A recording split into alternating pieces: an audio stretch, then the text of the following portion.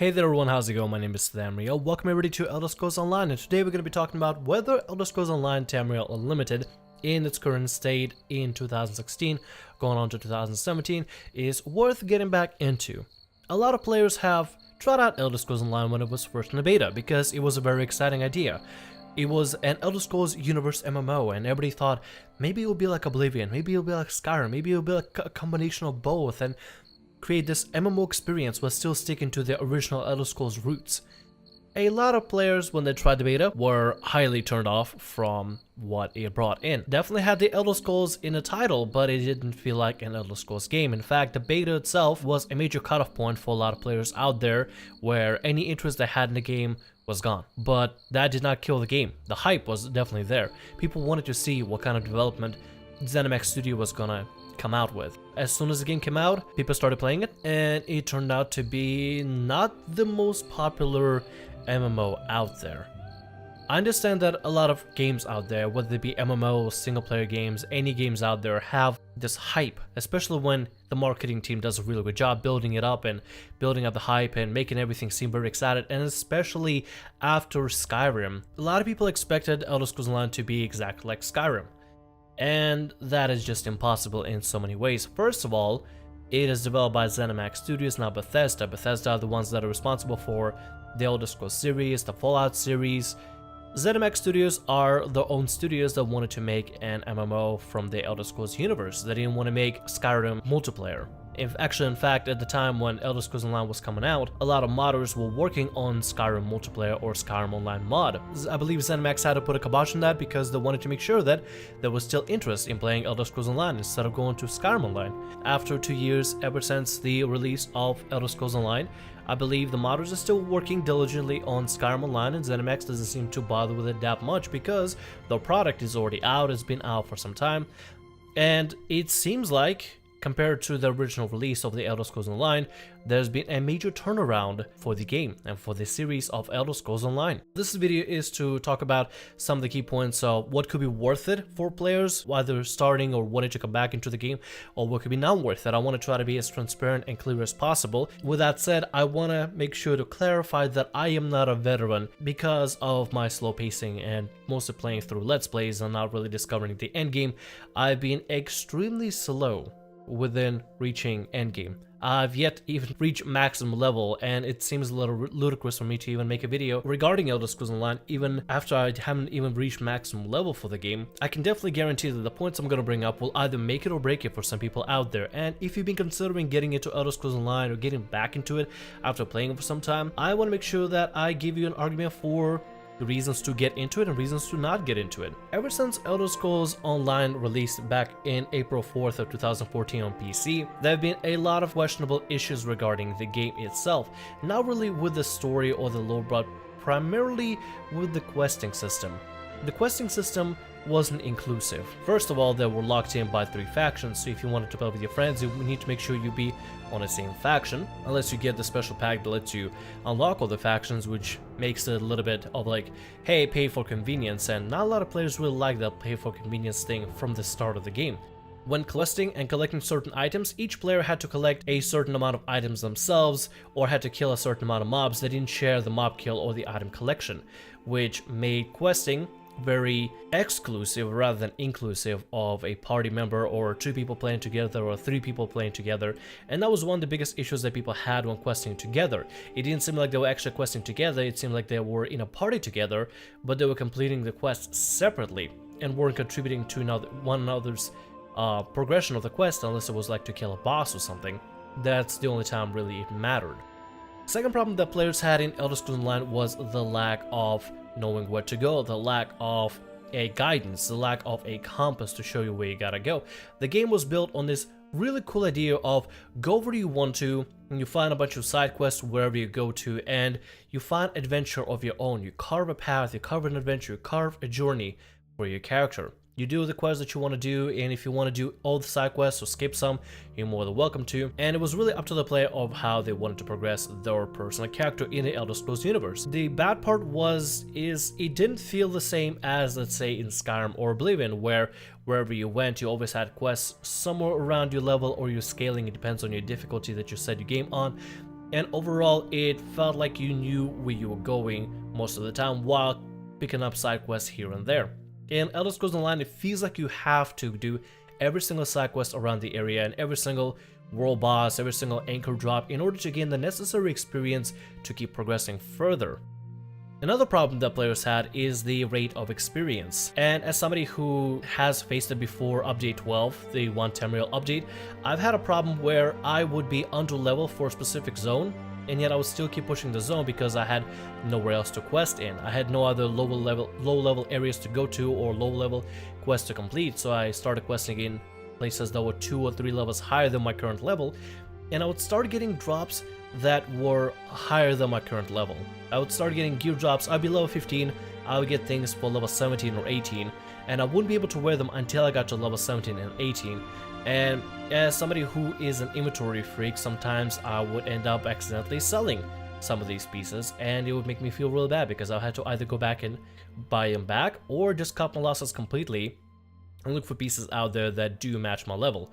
Half the time I end up stealing gear from mobs and from different areas and just picking up blank gear because it was just easier for me to cope with that and be able to have gear that is on my level without struggling to find gear that would be good for me in general. Regardless of whether it was difficult or easy to find gear or not, one of the best things that Elder Scrolls Online had was the ability to make your class be a caster wearing all heavy armor and wielding swords or destruction staff or daggers or anything you want out there. And that was a really cool concept, and I think it still to this very day is a really cool concept that you can wield and wear whatever you want, and depending on the talents that you grab and different skills that you grab for your class, in the attributes you select, whether you do stamina, health, or mana, your character is up to you to grow and develop.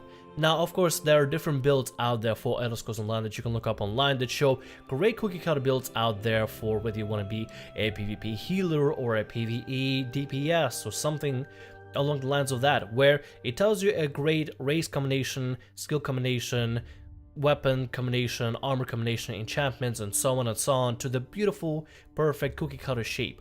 But at the same time, if you wanted to just freeball it like I did, and make a paladin that uses destruction staff with offhand and then uses a shield and sword as a main hand and try to tank your way through some enemies and DPS other enemies, or try to be a dragon knight with a dragon knight healer or try to be a dragon knight healer or a spellcaster tank with beasts and pets everywhere, you're more than welcome to do that, even though it may or may not be very practical. At the end of the day, you have freedom to choose whatever class you want to play, and that is still very iconic and very cool about Elder Scrolls Online.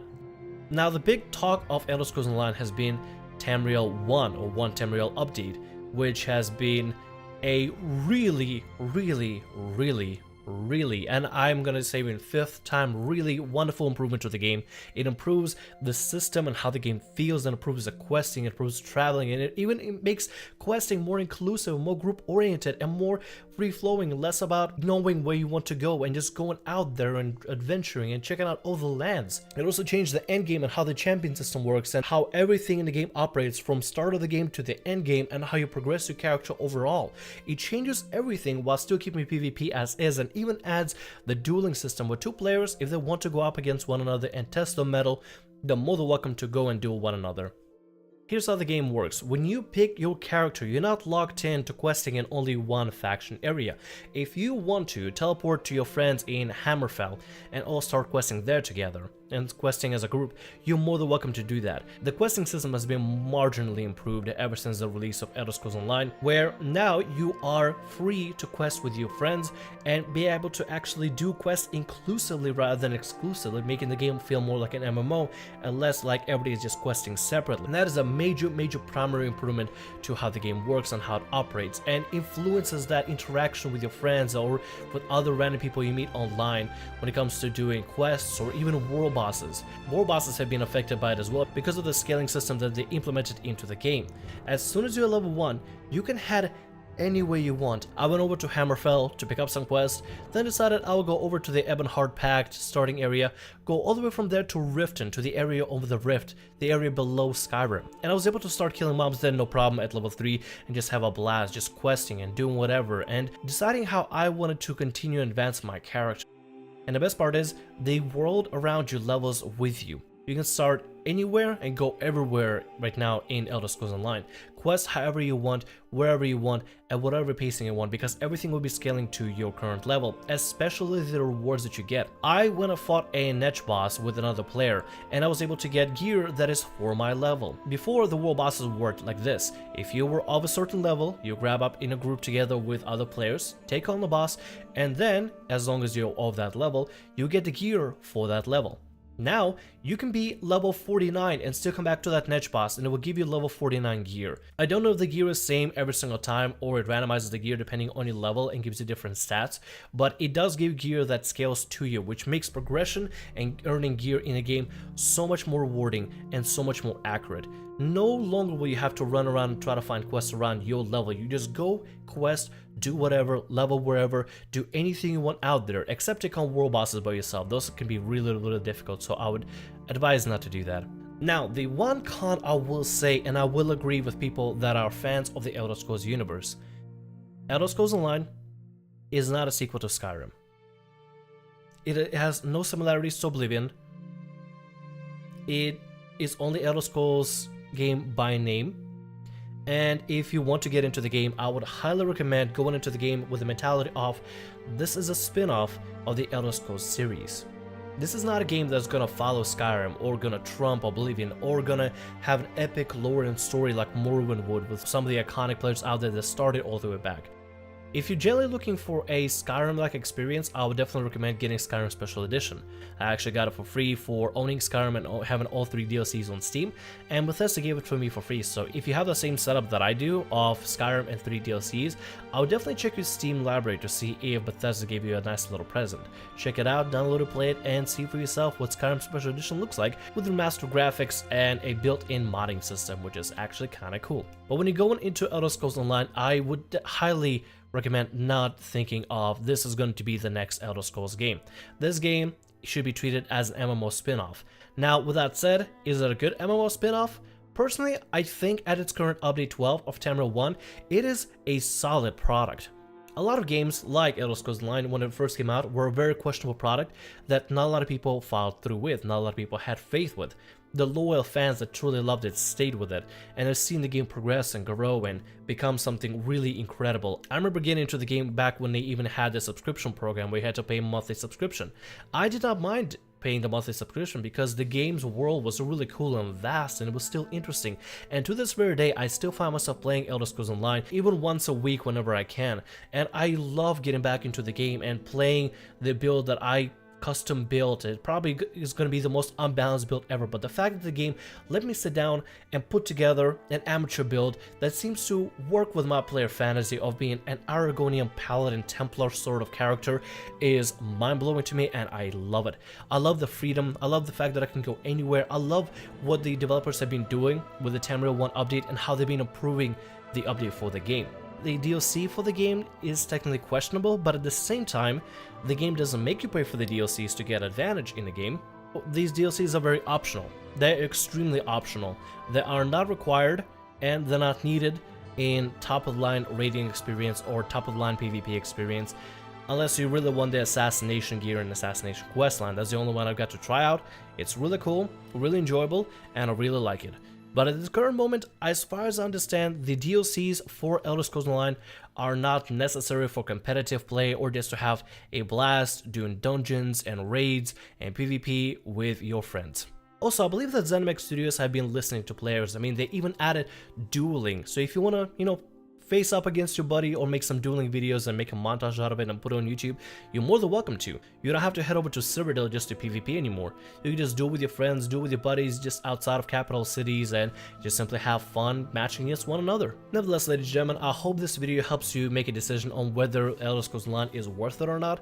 I would say it's worth it if you have the proper mentality when going into it. To summarize it all, if you want to play a solid MMO that has the Elder Scrolls universe, definitely get into Elder Scrolls Online. If you want to true sequel to Skyrim, you're not gonna find it here. Nevertheless, let me know what you think about this video, let me know what you think about the game. My name is Tamriel, like, subscribe, and as always, have a great day, and I'll see you all in next video. See ya!